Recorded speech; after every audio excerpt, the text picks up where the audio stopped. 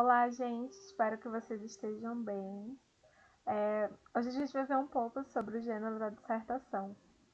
Então, o texto dissertativo argumentativo, ele tem como objetivo expor, argumentar ou desenvolver um tema proposto, analisando sobre um determinado ponto de vista e fundamentando com argumentos convincentes em defesa das nossas posições. Mas você pode ficar aí pensando, mas o que é dissertar? Dissertar é tratar com desenvolvimento um assunto, é discorrer sobre um ponto de vista, opinando ou persuadindo, tá? E a gente está sempre dissertando, todos os dias, seja pelo aumento dos preços, pelo aumento da violência, pelo desemprego. A gente também está preocupado com o descaso da Amazônia, com as guerras, com a AIDS, com a pandemia, com a natureza. Isso entra a poluição, o desmatamento. Então a gente está sempre se questionando. E o fato da gente estar se questionando, a gente tenta procurar justificativas. E é exatamente esse ato que a gente desenvolve todos os dias.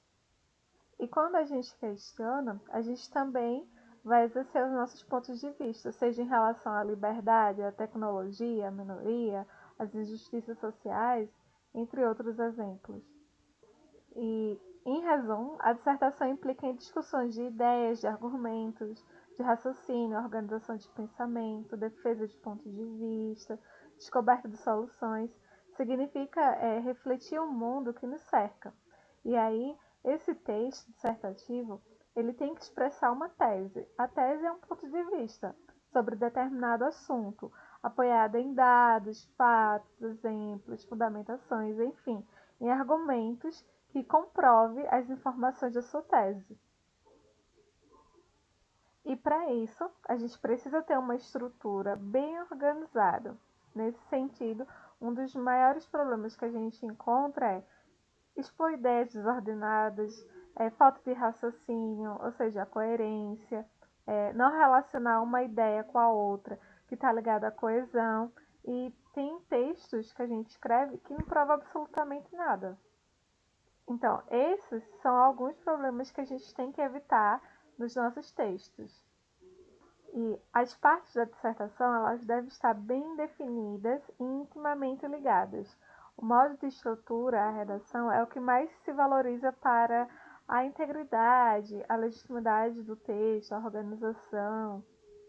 E ele se divide em três partes.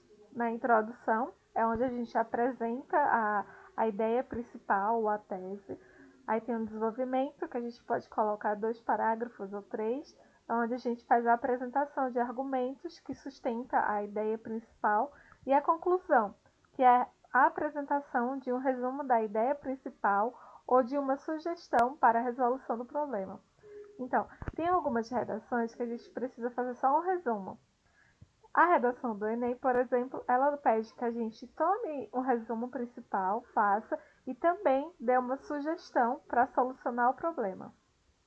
Na introdução, normalmente a gente apresenta a nossa ideia central que a gente tem que discutir, do modo que o leitor saiba de que o texto vai se tratar. Então, corresponde geralmente a um parágrafo, que vai variar entre 6 a 8 linhas no máximo, sabe?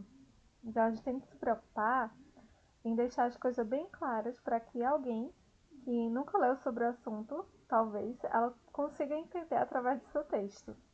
Então, deve conter uma apresentação de ideia, apontar o que o texto vai tratar no desenvolvimento e transmitir a mensagem de modo que fique clara e objetiva para o leitor.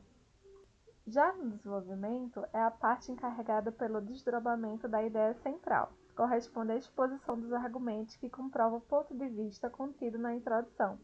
Pode haver mais de um parágrafo, dependendo da quantidade de linhas disponíveis.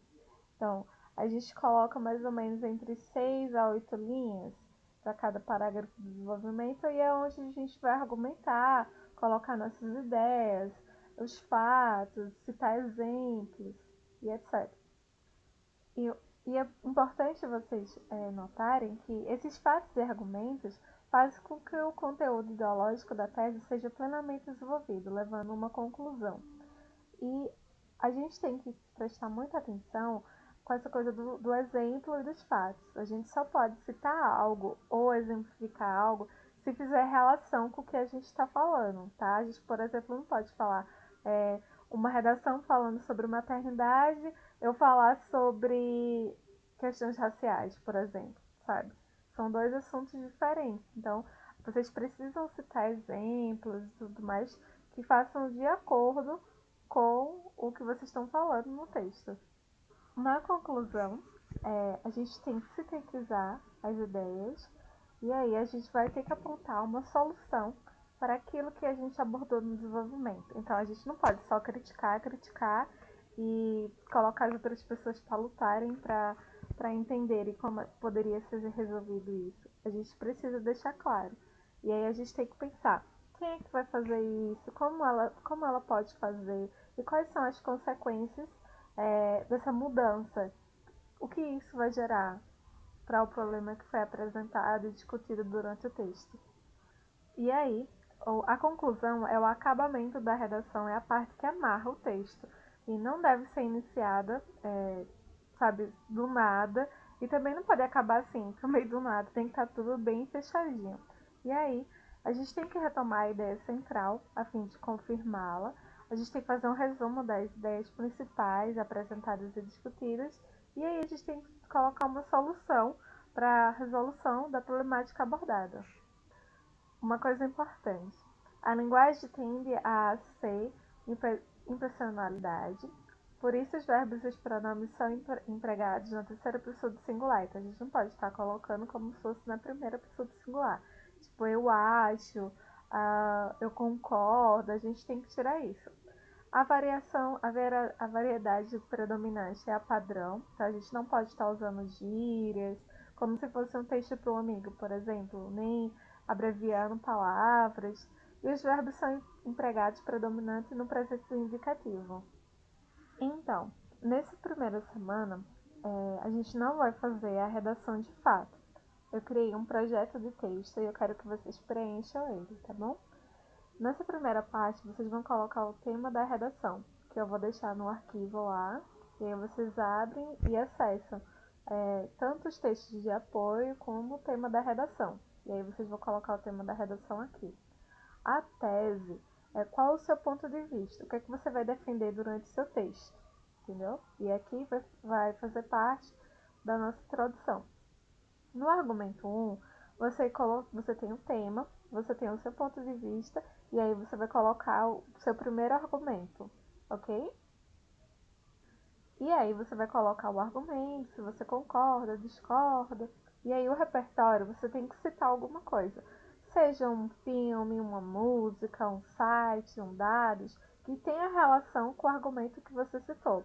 Isso vai fazer parte do desenvolvimento. No argumento 2, ele pode ser contrário ou parecido ou sabe, do mesmo caminho desse argumento 1, você vai colocar e vai colocar o repertório.